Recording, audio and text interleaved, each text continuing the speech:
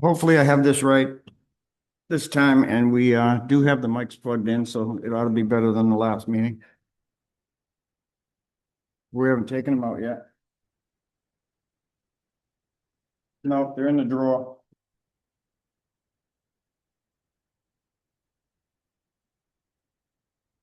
So it's 6:30. I'll open this meeting. Chairman's comments. I have none at this time. Public comments. Let's get some microphones. You got them?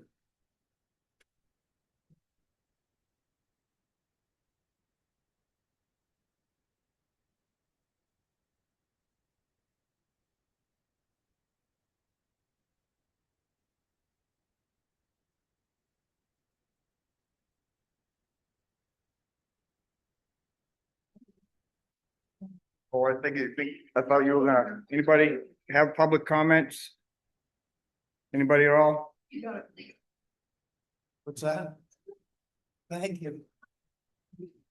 Thank you. Can we put that in the record too, please? Give me one, Chad. It's already on. All right, so no public comments. We'll move on. One is unknown at this time. Update complaint on Moran Road wing. I haven't heard back from the lawyers yet. We're still waiting. Update complaint Hudson Road. I know we have a letter was sent out. I'm not sure what day because I don't have a copy of the letter. But it was sent out and we got a. We all part of number 3. What's that? It should be all part of number 3, anything labeled number 3.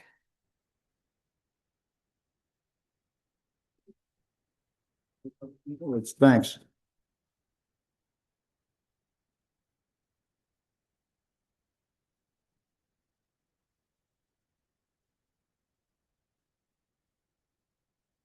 So our original letter was sent out on March 20th. And Nick is here today. We got a report back from his lawyer. We got a letter back from his lawyer. And is there anything you'd like to say, Nick? No. Okay. So at this point, we can't go into too much of this, but the lawyers will have to go back and get together and move on to the next step of this. Does anybody want to speak on this? From I can read you our original letter. Violation on property at 106 Hudson Road, Temple, New Hampshire, lot 5A, map 5A, lot 54, Dear Nick Road, Kerry Thompson, Andrew Thompson.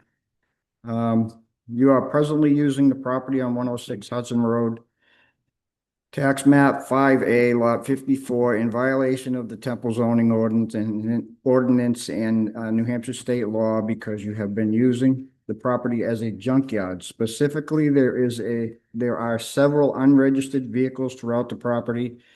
The state defines a motor vehicle junkyard under RSA 236:112 as a property being used for storage or keeping of 2 or more vehicles which are no longer intended or in condition for legal use. Currently, the town believes that the property is being used as a motor junkyard. This violation under Temple zoning ordinance Article 4, Section 10, which adopts the state junkyard statutes. Per Temple's zoning ordinance Article 4, Section 13, a special exception is needed to operate a motor junkyard. Additionally, to operate a junkyard in the state, a license is needed from the municipality pursuant to RSA 236:114 and RSA 236:115. The town has received complaints due to the nature of the property, which includes unregistered vehicles and equipment being left both on the property and the street. Additionally, the town has visited the property and taken photos from the right-of-way for the violations of the vehicles left on the property and on the street. You have 2 weeks from receipt of this letter to either bring the property into compliance or to begin the process of making the property a licensed junkyard. This shall entail requesting a license from the Temple Select Board and applying for a special exception used to the Temple Zoning Board of Adjustment. Additionally, the site plan review of the property by the Temple Planning Board will be necessary. If you fail to do so, the town will refer this matter to its attorneys to begin legal proceedings to compel you to do so. In any such litigation, the town will seek an injunction to prohibit the use of the property and award of its costs and attorney's fees, as well as statutory civil penalties in the amount of $275 per day from the date of the town's first letter, as provided by RSA 676:17. Although the town select board does not enjoy bringing lawsuits against citizens from the town, should you continue to violate the law, you will leave them with no other options. Sincerely, signed by the select board. We can, I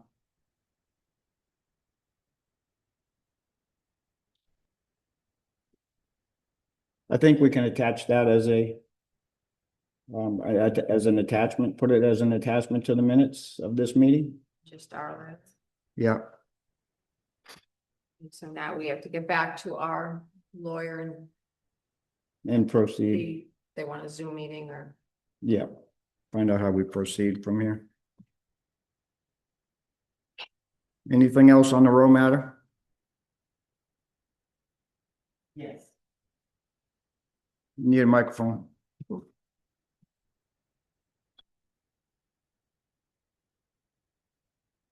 I think it would be proper to also read the response to your letter.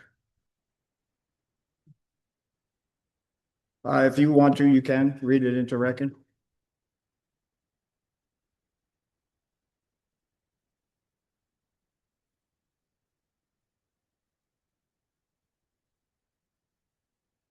From Frito Law, response to your letter of 3/20/26 regarding tax map 5A lot 54 in care of Ken Caisse. I'm writing on behalf of my client, Nicholas Rowe. As a preliminary matter, Andrew Thompson, after a difficult health battle, has recently passed away at his home in Greenville, New Hampshire. His illness required assistance from Nicholas Rowe and a great deal of attention from his wife, Carrie. My client tried to keep this a private matter and did not wish to bring it up publicly with his neighbors or at the town meetings. He passed after your letter was drafted. There is no way you could have known of his passing or the amount of attention both Nicholas Rowe and Carrie Thompson provided him during the last few months of his life. My review of the law leads me and my client to believe the property does not fit the criteria to qualify as a junkyard, as defined by RSA 236:112, and would be exempt from being classified as a junkyard by RSA 236:111-A3. Mr. Rowe engages in non-commercial antique motor vehicle restoration activities as outlined in section 236:11-A3. Therefore, regardless of whether or not the property qualifies as a junkyard pursuant to New Hampshire law, the junkyard statute would not apply. Mr. Rowe intended for all vehicles to be out of view, but unfortunately, due to an early snowfall, Mr. Rowe did not complete his building before heavy snowfall. And once snow fell, he was unable to erect a fence, which also would have prevented anyone from being able to view the vehicles. Despite weather preventing completion of the building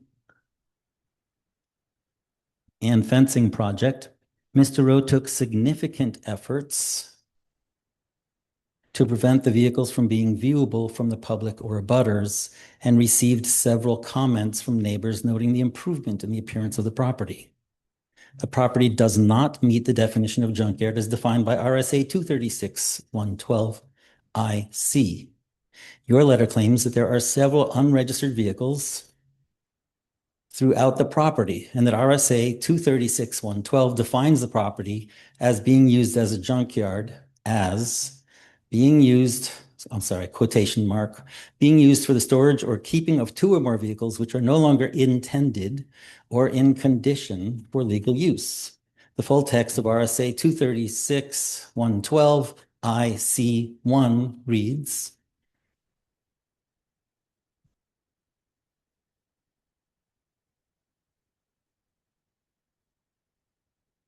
motor vehicles which are no longer intended or in condition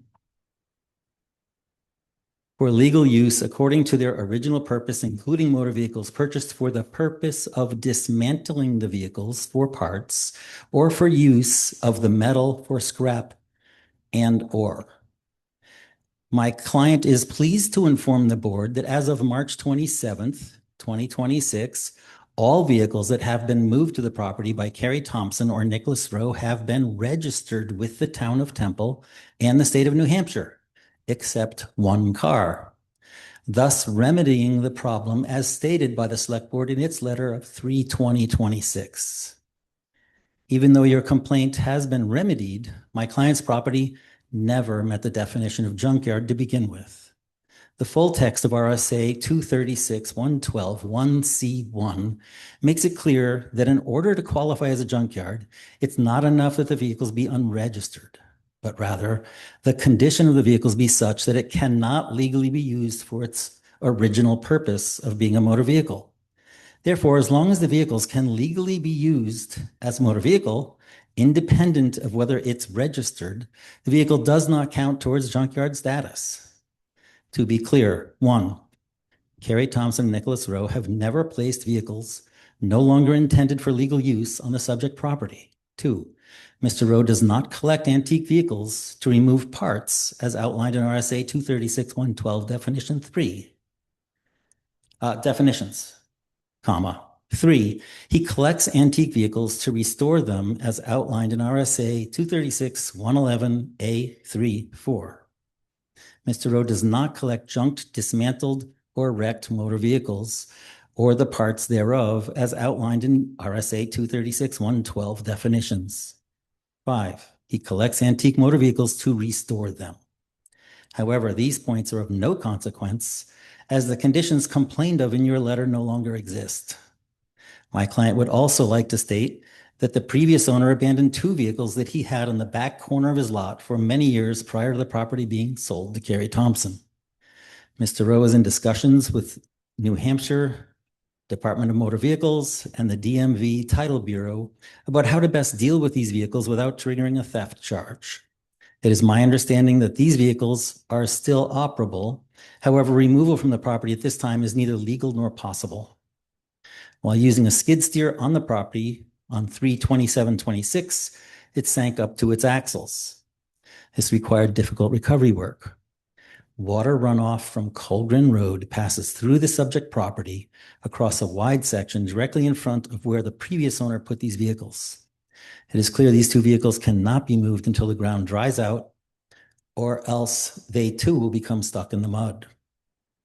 Directly behind them is a rock wall that is the boundary of a neighboring property. These vehicles cannot be moved until the subject property has no runoff from Colgren and dries out. By that time, it should also be clear how to remove them without triggering legal repercussions, allowing them to be promptly removed. Now that the snow has melted, my client is once again engaged in removing a great deal of mess the previous owner left in the woods, such as gas tanks, gas cans, several plows, plastic parts, wheels, at least 75 empty plastic bottles so far, apparently tossed out the windows while driving in the driveway, etc. To accomplish this, the stuff is first moved to the driveway, then hauled to the dump or otherwise removed from the property. This cleaning process results in stuff being temporarily in the driveway, awaiting the next trip to the dump. Mr. Rowe has removed 4 truckloads to date and expects at least 4 more. Everything not requiring the skid steer should be removed in the next few weeks, resulting in significantly more visually appealing property, despite some momentary piles of junk while the cleanup process continues. It is my client's ultimate goal to erect a permanent barn. He plans to have this completed by winter this year. He expects to store his antique vehicles in this structure, removing the necessity of registering them while he is restoring them. I appreciate your attention to this matter and trust there will be no need for further legal action by either party regarding this matter. If my belief is incorrect and the town intends to pursue legal action, please let me know. Sincerely, Joseph Prito, Esquire. We can also make that an attachment to the minutes as well, if you'd like. What's that? I believe that would be wise. Okay. I also have to be careful about what I say here because there's a lot of things in here that still haven't been brought out yet and still haven't been taken care of at this point. So there is going to be more legal proceedings on this case. Anybody else have anything to say?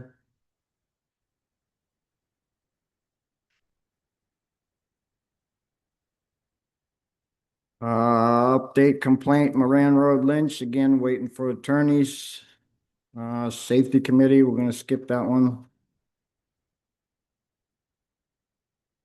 Anniversary fund, Julie, she's here.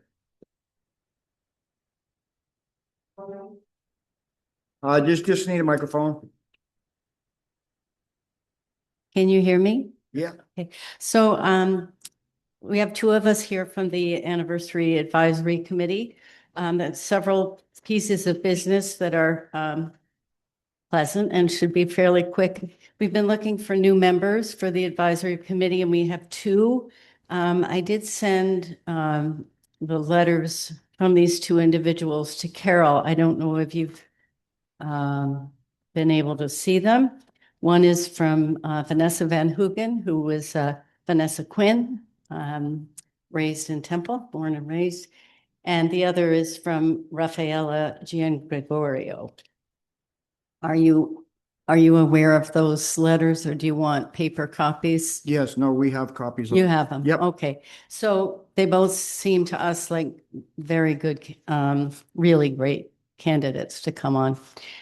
So we would recommend that be approved, and I'm not sure what happens if you all agree. You appoint, but what is their process? Do they need to come in, those 2 young women, and see you, or do you? No, we they just gave put it- us their intentions, and from here we can just somebody can make a motion, we'll second it, vote on it, and then they'll be appointed to that board.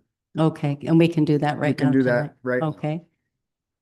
I guess I'll make the motion that Vanessa Van Hoogen and Rebecca, I can't say her name. Yeah, I mean, that's why I didn't take a stab at it, because I didn't want to kill it either. Gian Gregorio be appointed to the Temple Anniversary Fund Advisory Committee. Do we have a second? The Who was 3-year that? terms, right? What's that? 3-year terms. We've never had stated terms. And they're appointed, so we should give them terms, just so that there's Mhm. an end in, so we'll give them 3-year terms for now. All right. And that'll change if we need to change it, but for now, that will. Who seconded that? Who? Okay, we just need the board, all in favor? Aye. Unanimous. Thank you. And our other piece of business is we had presented an application that was given to us from the Temple Drama Club, and it got hung up while we tried to figure out with the treasurer What she felt the rules were for distributing funds to an individual who was presenting a project, but who was not, or the group was not an entity or a nonprofit. Sherry Fisk, the treasurer, seems to have resolved that after some research, a lot of research that I did, and then communicated to both you and to her, and she feels comfortable being able to give funds to individuals on behalf of projects in the town. But can I turn it over to you, Lee? I'm gonna ask Lee to repropose this because I abstained from the voting because I have been involved with the drama club. So we are resubmitting to you the application from the drama club for funds, $800 on their application, What's the total? 800. $800. I move that we have Vanessa Van Hoogen, have her Jean Gregorio be made 2 members of the Anniversary Fund Committee. George, we already passed that, and we've gone on to, they're recommending an $800 fund to give to the Temple Drama Club. Yes, we did that before you get to this one. So I'll make the motion for the $800 to the Temple Drama Club. Second. All those in favor? Aye. Any opposed? No. Anything else from the anniversary? Yeah. Last time we made a word that might create a form. I think I sent it to you, Carol, but. Yeah, I did print it out and just gave it to Oh. them. You, So, this one here. yeah. what you Yeah, have, you yeah. got it. Yeah. Yeah, we've got it. So that should make it a little easier to know what we're requesting and how it works. And I think that's all from us. Thank you. Next, Firehouse Lane, Amy.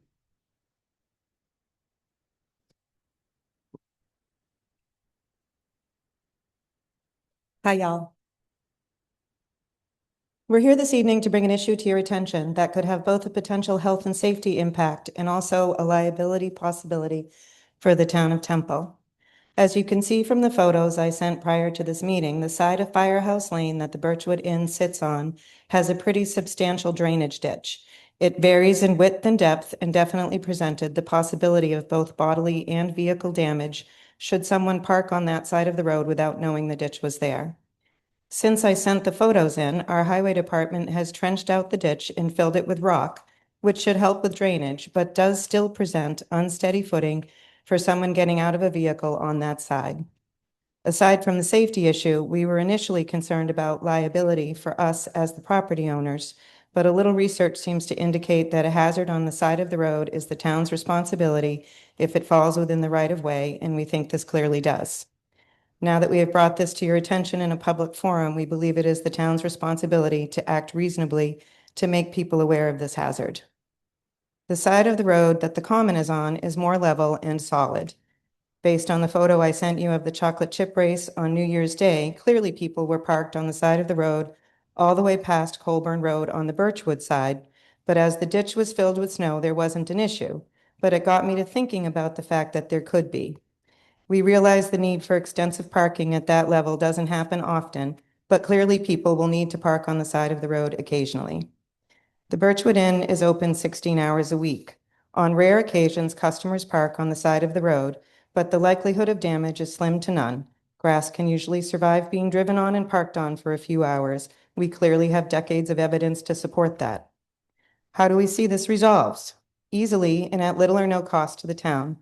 Last year, there were no parking signs erected on the opposite side of the road to prevent erosion per the meeting minutes, but when I watched the meeting on Zoom back on October 14th, 2025, the Birchwood Inn customers were mentioned specifically by one individual as potentially causing damage to the grass on the roadside. There is no evidence of this, and we also have pictures of that side of the road taken right after that meeting. The common sense and least costly solution is to move the no parking signs from the side of the road that is clearly safer to the side of the road that has a hazard. At the very least, this prevents liability for the town, as it will show that the town has acted responsibly to make the public aware of the issue. I realize that the town could decide to maintain no parking signs on both sides of the road, and I guess that's the decision you'll have to make. But again, common sense dictates that this is a non-issue for the side of the road on the common. Posting no parking signs on both sides of the road would only create more congestion on Main Street, and I don't see the potential for some bent blades of grass as having more importance than actual safety risks and fiscal responsibility. Thank you. We have our representatives here from the highway. Do you guys have any comment on this?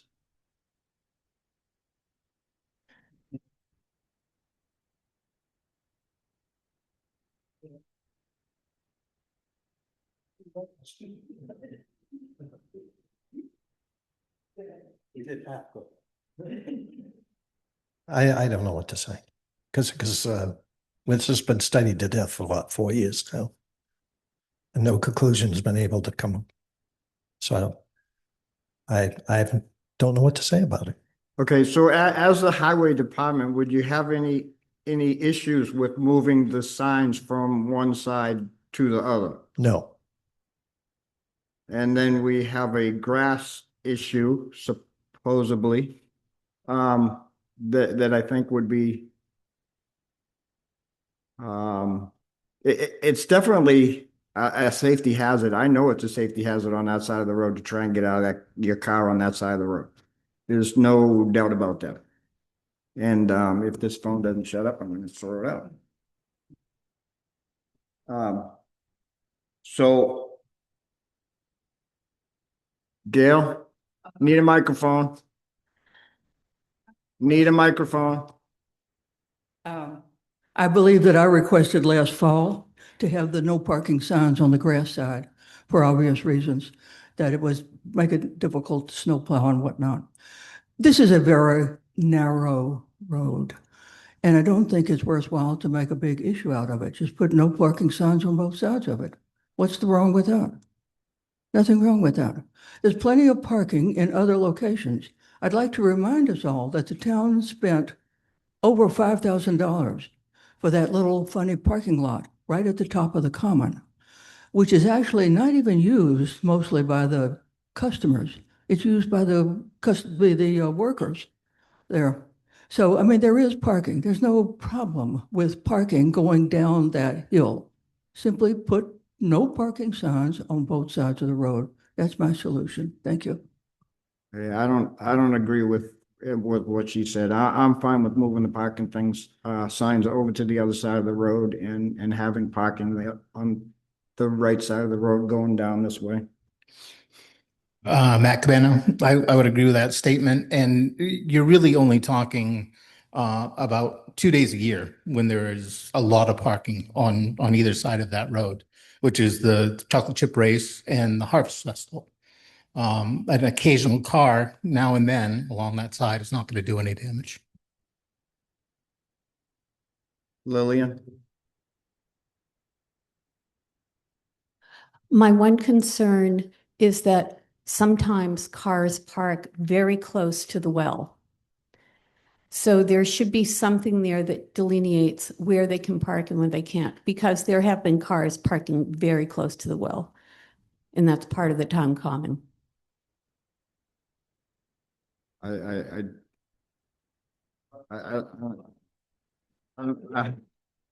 don't know what to say about that. I mean, if they're parking in the middle of the grass lot over there, they're obviously in the wrong place. Could we put a riprap along that side of the road? no, we did, because of the way the terrain is designed, as we push the snow back, we just riprap would come right out and end up on the lawn. On the side where we have done the trench work, there's actually, the plows can pass over the top, but on that side, it wouldn't work out. Would I moving see. the signs to that side of the road be a hindrance to the plows? No, make no difference to us. Well, I'd make a motion to move the signs to the other side of the road.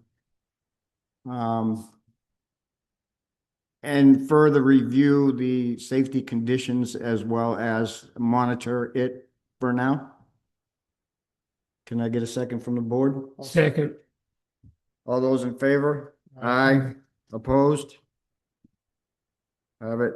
Anything else on Firehouse Lane?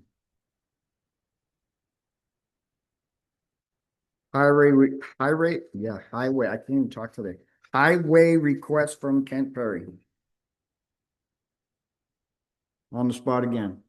On the spot again. Didn't I retire about 2 weeks ago? I thought you said something about that. This is for the first request for the funding for the beginning of the construction. Is that what you're asking me? Yes. Yes, for 35,000 to begin this building right here. That's for the forms, foundation, floors, and the building itself. And that's stage one for this year. For those who don't know, we do have a fund that money's coming out of, put away, and can only be used for that purpose. We did take 14,000 out last year, did some prep work and put $4,000 back in, I believe. So they're asking for 35 so we can get the building going. And before it goes any farther than that, I want to make sure that we have, and we're working on getting quotes, material quotes, and labor quotes on the rest of the building before we continue on any farther than this portion of it right now. Yeah, we're doing this exactly like we do our paving. Any type of a construction we do in town, this is going to be exactly the same way. This actually gets a 4312 number, which is in our budget, and it'll have its own specific amount so that as the billing comes in, it only goes to that. So we really have tight control over it. And we're always looking for ways to save money. We came up with something on electrical the other day where we could put the lines up and then have a professional electrician come in to do that. There's a savings there. We've saved quite a bit of money on the fill that we brought in. And when we put the floors in, we're already in ahead of the game there too. And the two contractors that have worked for us so far have donated a very large amount of their time. Can I get clarification of something on that? So the upper limit of the budget for that building from the highway garage that the residents voted for a little over a year ago was $125,000. The building now appears to be nicer than was envisioned. However, there's donated effort. There's a lot more work you guys are doing that we had priced contracting out. How comfortable are you that that building will come in within the $125,000 budget? Yeah, we are very comfortable that it was, and we will make sure it is, because if we get to a point where it looks like we're going to be out, then we will not do certain things. Okay, thank you. All right, somebody want to make a motion for the 35,000? I make a motion, we free up 35,000 or whatever the terminology is, so they can take the next step. Second. All those in favor? Aye. Aye. I'm going to abstain only because I've had back and forths with all parts of this, so I don't think it's fair that I vote on it at this point. I will be stepping back from it as soon as we get other numbers, but at this point, I'm going to abstain. We have 2 yeas. Go ahead, Matt. Just a quick follow-up question. Do you guys have an anticipated date on when this first stage of the project could be completed? We're aiming to fall, but it'll be all on the contractors who we can get. In some cases, you get a better deal if you wait. Yeah. Plus, we do highway work in between, so it might extend it out. But the basic part will be up It'll probably go up pretty fast, actually. So, but that's where we're aiming towards fall. Anything else on highway building?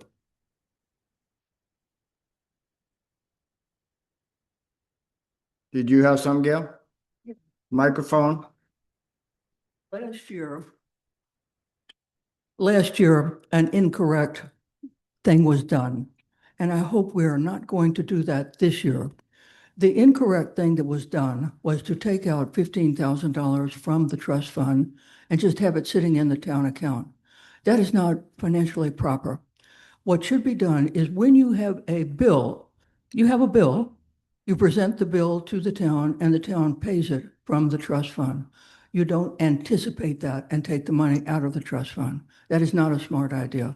So that's simply a financial procedure that I hope we will do correctly this year. Okay. Yeah, well, we have Kara, and he said it'll come out of a line item on their budget.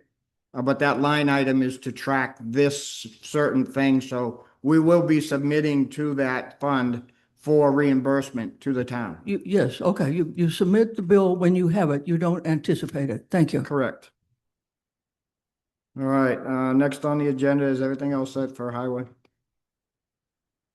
Next on the agenda is police board. For those who don't know, Chief McTagg is retiring as of the 30th or 31st of this month.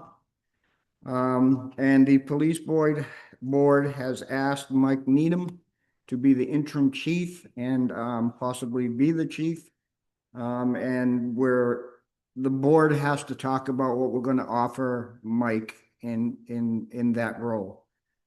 So that's in the works, and this is nothing that we can really talk about. If somebody has something to say, I'll let it be said, but this is all done by the police board, has to be done by the police board. So I just want for the minutes to make sure that we recognize that I believe Chief has been here for 35 years as a police person, chief in some form or another, and would like to thank him for his time and effort to the towns of Temple and Greenville. Anybody else? Number 10, reappoint Bill Torphy, CAC, 3 years. So move. Second. All those in favor? Aye. Opposed?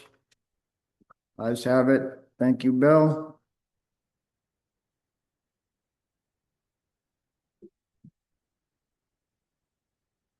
Appoint Steve Andersen, Gary Scholl, and Russell Wilson, ZBA alternatives. This is supposed to be a staggered 3-year term. And I don't know how we do this yet, but I think we'll do the same thing. We'll just, if we're going to appoint them, we're going to appoint them for the 3 years, and then we'll figure out how we stagger their term afterwards. If I could comment on this, please. Yes, go ahead, Gail. I believe I wasn't sure I could come tonight, so I sent you a note ahead of time. Perhaps you read it. Yes, I did. Yes. I think that it is very important to maintain appearances. And I do not believe, since the ZBA deals a great deal, a lot of their cases that come to them are applications for commercial enterprises. It is very important, I think, to have people on the ZBA, including the alternates, that are neutral with respect to commercial enterprises. In the case of Steve Andersen and Russell Wilson, they are both deeply involved with commercial enterprises. I would suggest that you do not appoint them to the ZBA. You can appoint Gary Scholl, and that's probably enough. I actually sat on the ZBA as an alternate for several years, and I never once sat on a case, I don't think. There's not a great need for alternates. You certainly don't need 3 of them. So in other words, you have one solid name there, which is a good name that will maintain the appearance of integrity with the ZBA, and that would be Gary Scholl. And I would suggest that you appoint him and pass over the other 2 and advertise on the town website. Does anybody else want to be a alternate? Thank you. Can I comment on that? Go ahead. Well, first of all, the ZBA wants those 3 people. Those 3 people are interested in being on the ZBA. I don't think there's a person on the face of the earth who is neutral with respect to commercial activities. Some people love him, some people hate him. There's a whole range in the middle. Whether you own a business or not, totally irrelevant. Steve Andersen owns a small family business. I know both Steve and Russell very well. Steve owns a small family business. He grew up in this town. He's made absolutely no indication that he wants to build a kingdom or be a land baron or anything like that. And I have never, ever seen him act contrary to the best interest of this town. So I have a huge problem disparaging his name.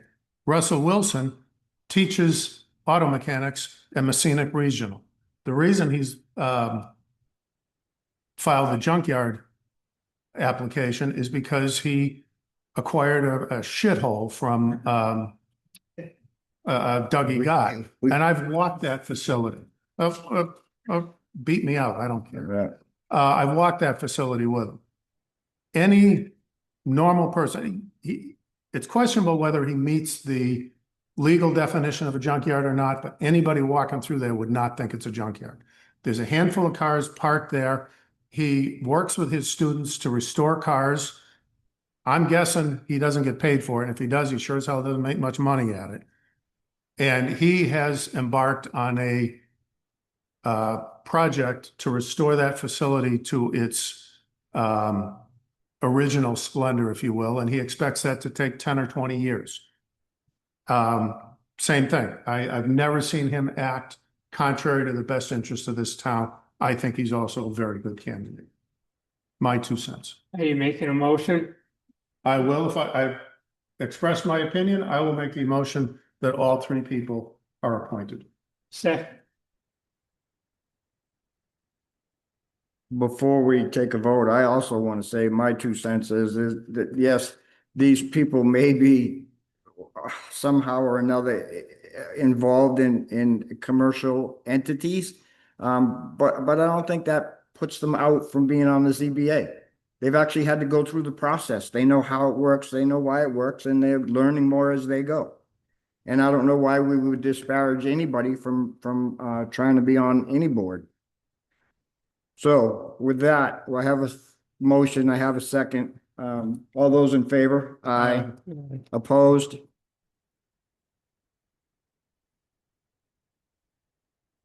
Anything else on that? Reappoint Jen Rheaume as Animal Control Officer, term of 3 years. So move. Second. All those in favor? Aye. Opposed? Reappoint Kathy Boot on the Historic District Commission for a term of 3 years. So move. Second. All those in favor? Aye. Aye. Opposed? Reappoint Elicia Gettings Recreation Department for a term of 3 years. So move. Second. All those in favor? Aye. Opposed? And one, well, I guess we've got a couple more. Appoint Dan Canoia to the Town Hall Committee for the term of 3 years. So this is a new board for him. So moved. So moved. I'll second. George, all those in favor? Aye. Opposed? 16, appoint a new member, HDC Commission, Robert Schubert. My God, I'm sorry. How do you say his name? Schubert. For a term of 3 years. He actually lives right across the street in the blacksmith shop. I move that we appoint Robert Schubert to the Temple Historic District Commission. I'll second. All those in favor? Aye. Opposed? Nay. Notice of intent to cut. This is for lots, map 9, lots 12, 17, 18, and 19. This is the former Berry property. And I have extensively gone back and forth with legal on this. Anybody like to say anything about this before or while we? Made a motion to approve. And I'll second the approval. All those in favor? Aye. Aye. Opposed?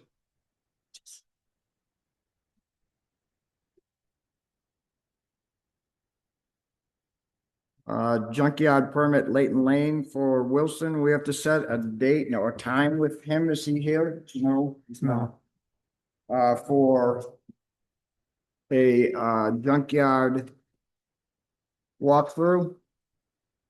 Anybody have preferred times or what's a better time to go? Who wants to go? Who doesn't want to go? I'll go. An afternoon is best for me. A weekday. He Say, teaches and that say later, 4 o'clock-ish. works. I would do it when you. George, do you want to go to that, walkthrough for the junkyard? Do it. We do it every day. Yeah. They set up. a Yeah. date. Too late, it's already started to rain. But we're still, waiting for legal. But. Hey, this meeting isn't over yet. Everybody sit back down. Are Just you for gonna you. contact him, Ken? Yes, I'll contact, Russ Wilson and get that set up so we can go. I also want to coordinate with the fire chief as well. Thank you. Because easy to go. Good night. Other business, sign MS 232 and MS 535. I believe these are, Ken, can I just are you gonna sign this pending that now, or do I bring this back at the next meeting? I can't hear what you said. Do you wanna sign the permit pending the walkthrough, or just do the walkthrough and then come back and do? No, this we'll do the another walkthrough and then we'll have Do you this stamp another it or we'll meeting. go in and stamp it, sign it.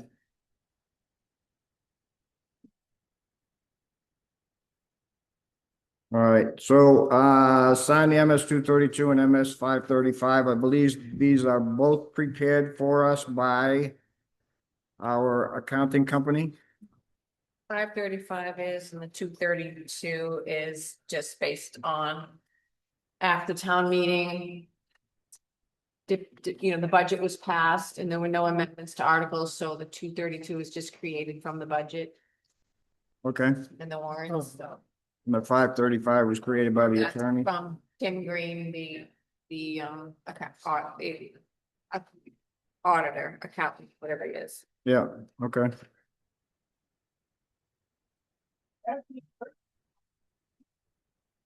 Reappoint Kathy Jolie, library alternate for 1 year. So motioned. Get a second? Second, All those in favor? Aye. One more appointment, Christine Robideau, planning board alternate 1 year. so move. All in favor? Aye. Opposed?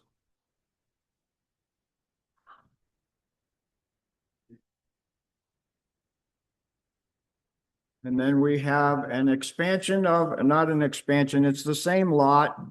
They got more yield out of it, so they're changing their yield on this Ebenezer's Edwards. 139 General Miller Highway.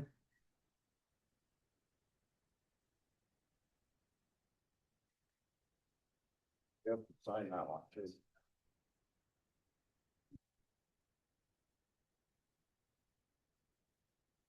And any other business for the town except for minutes?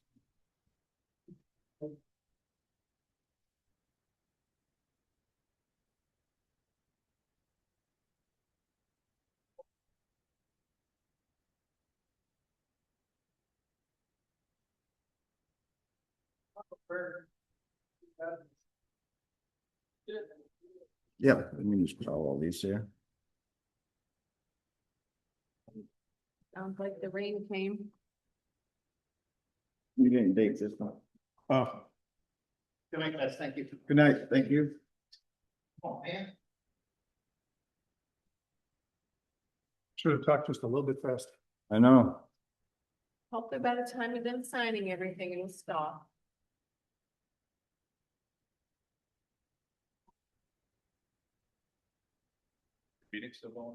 Yeah. Almost done. Yeah, we have to do minutes first, then we can end the meeting. George, can you just date that for me?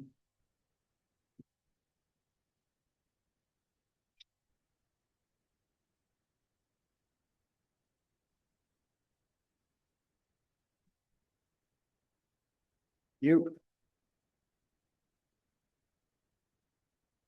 All right, minutes of Tuesday, March 24th, 2026. The only thing I saw is page 1 under old business. Second sentence, my name is spelled wrong. I move to approve as amended. Second. All those in favor? Aye.